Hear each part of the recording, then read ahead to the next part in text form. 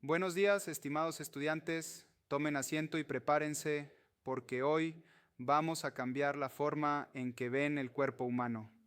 Hasta ahora, probablemente han visto la anatomía como una lista interminable de nombres en latín que hay que memorizar para aprobar un examen. Pero hoy, en esta primera clase del contenido 1 de nuestra segunda unidad, vamos a transformar esa visión estática en una herramienta de supervivencia dinámica. Hoy no vamos a estudiar anatomía de cadáveres en una mesa fría. Vamos a estudiar anatomía clínica y funcional, la anatomía que sangra, que se rompe y que grita en la parte trasera de una ambulancia mientras bajan a toda velocidad por la avenida occidental hacia el Hospital Eugenio Espejo.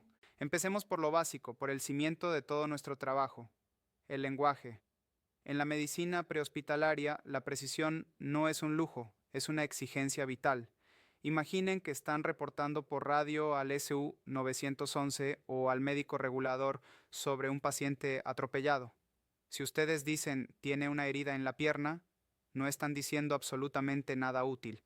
Es en el muslo, es en la pantorrilla, es en la cara interna por donde pasa la arteria femoral o es en la cara externa. La ambigüedad mata. Por eso lo primero que vamos a dominar hoy es la posición anatómica y la planimetría. Quiero que se pongan de pie un momento.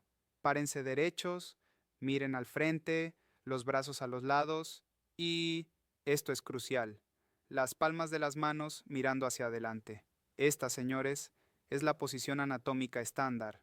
No importa si el paciente está hecho un ovillo dentro de un carro volcado en la vía Aloac-Santo Domingo o si está boca abajo en una vereda del sur de Quito. En su mente, ustedes siempre lo van a desdoblar y lo van a visualizar en esta posición para describirlo. Es nuestro norte en la brújula médica. Ahora, imaginemos que tenemos una guillotina láser invisible. Si cortamos el cuerpo verticalmente dividiéndolo en una mitad derecha y una izquierda, tenemos el plano sagital. Si el corte es justo en el centro, es sagital medio. Todo lo que se acerca a esa línea media es medial y todo lo que se aleja es lateral. Ejemplo práctico.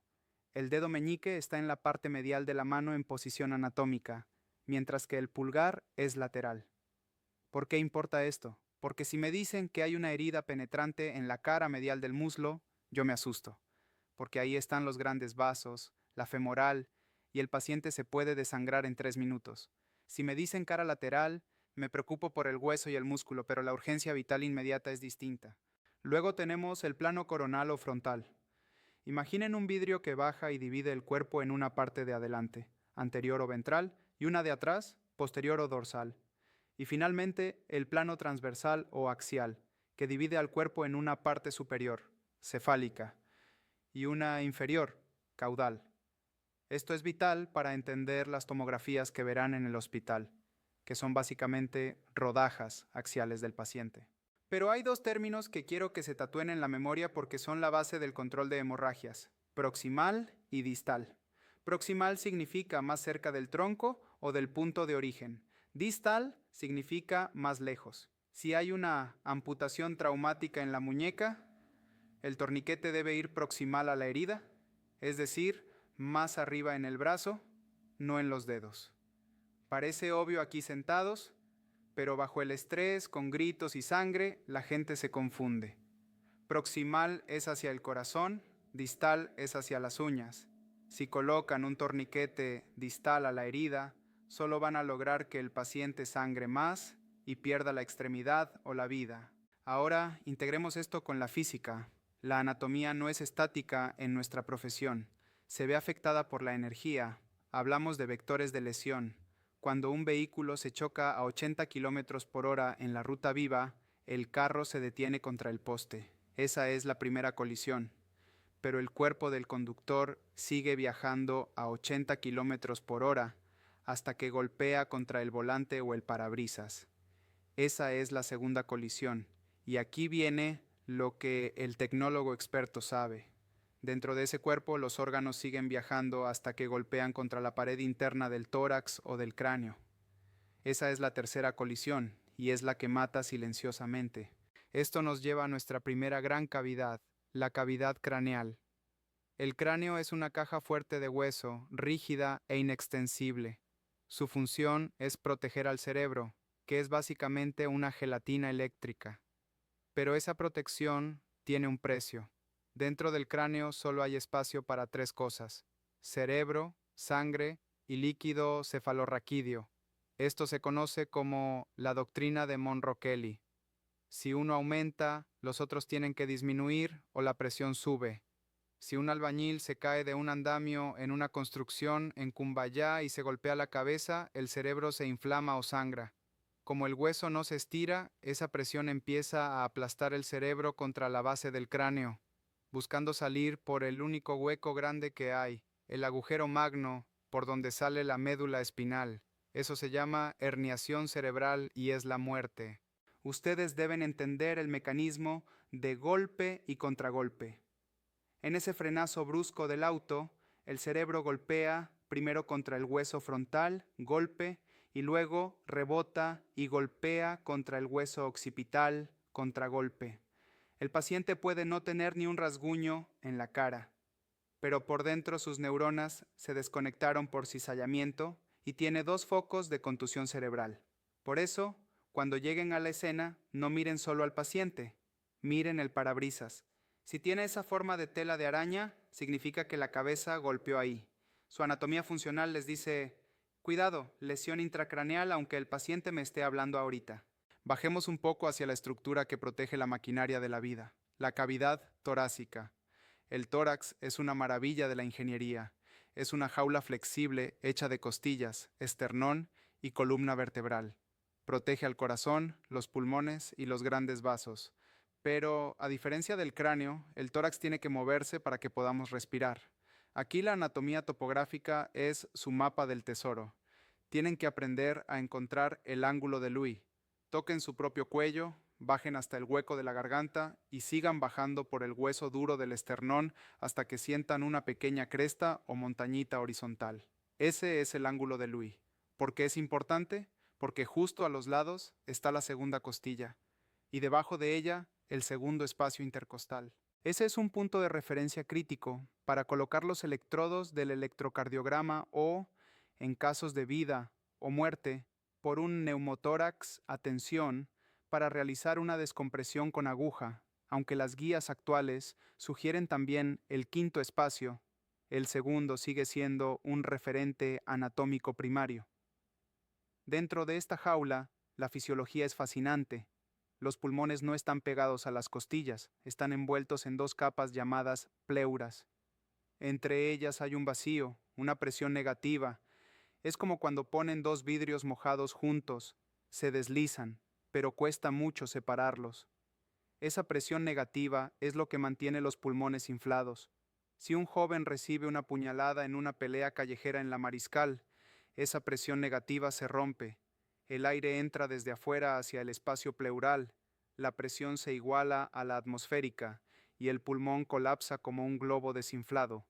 Eso es un neumotórax. Pero la cosa se pone peor. Si esa herida actúa como una válvula que deja entrar aire pero no lo deja salir, cada vez que el paciente respira, mete más presión al tórax. El aire se acumula y empieza a empujar todo hacia el lado sano. Empuja el corazón, empuja la tráquea y, lo más grave, dobla la vena cava. Recuerden esto, la vena cava es una manguera de baja presión que trae la sangre de vuelta al corazón.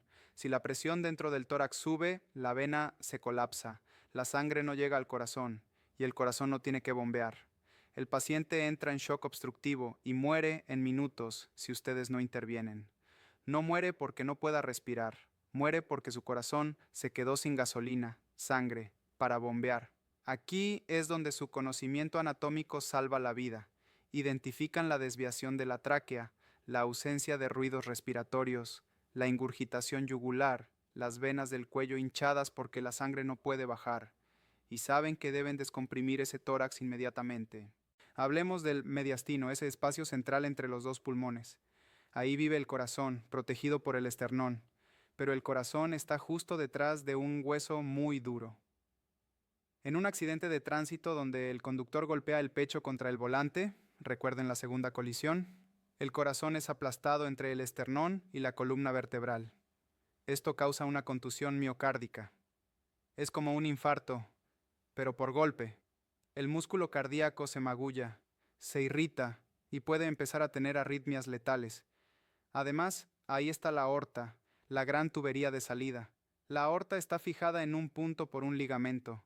En una desaceleración brutal, el corazón se mueve hacia adelante, pero la aorta se queda quieta en ese punto de fijación y ¡zas! Se desgarra. Disección aórtica traumática. El paciente se desangra internamente en segundos. A veces no hay nada que hacer en la escena, pero su sospecha anatómica basada en la deformidad del volante es lo que hará que alerten al hospital para que tengan el quirófano listo. No podemos olvidar el diafragma, el músculo principal de la respiración que separa el tórax del abdomen. A veces, en traumas cerrados muy fuertes, la presión abdominal sube tanto, como si alguien le saltara en la barriga, que el diafragma se rompe, y como en el abdomen hay presión positiva y en el tórax negativa, los intestinos y el estómago son succionados hacia arriba, hacia el pecho. Imaginen intentar respirar con el estómago metido en el pulmón izquierdo. Eso es una hernia diafragmática traumática. Ustedes auscultan el pecho y escuchan ruidos intestinales donde debería haber aire. Anatomía pura y dura aplicada al diagnóstico. Quiero cerrar esta primera hora reflexionando sobre la importancia de visualizar estas estructuras. Cuando ustedes tocan a un paciente, no están tocando piel, están tocando lo que hay debajo. Si ponen sus manos sobre las costillas inferiores derechas, deben visualizar el hígado. Si tocan las izquierdas, el vaso. Si tocan la espalda alta, los riñones. Esta visión de rayos X mental es lo que distingue al profesional del aficionado. En nuestra geografía, con carreteras de montaña y altos índices de siniestralidad, el trauma torácico y craneal es el pan de cada día. Entender que el cráneo es una caja cerrada que no perdona la hinchazón y que el tórax es una bomba de vacío que no perdona los agujeros es la base para todas las intervenciones que aprenderán más adelante. No se trata de memorizar que la arteria carótida pasa por el triángulo anterior del cuello. Se trata de saber que si hay un corte ahí, tienen que hacer presión directa inmediata porque esa tubería lleva la sangre al cerebro. Se trata de entender que las costillas flotantes no están unidas al esternón y, si se rompen, pueden perforar los riñones o el hígado. En la siguiente hora descenderemos al abdomen y a la pelvis, esa caja de Pandora donde se esconden hemorragias masivas que no vemos hasta que es demasiado tarde. Pero por ahora, quédense con esta idea. La anatomía es el mapa del territorio donde ustedes van a librar la batalla contra la muerte. Si no conocen el mapa, están perdidos. Y si ustedes se pierden, el paciente muere. Tómense un respiro, hidrátense y nos vemos en 20 minutos para seguir explorando la maquinaria humana.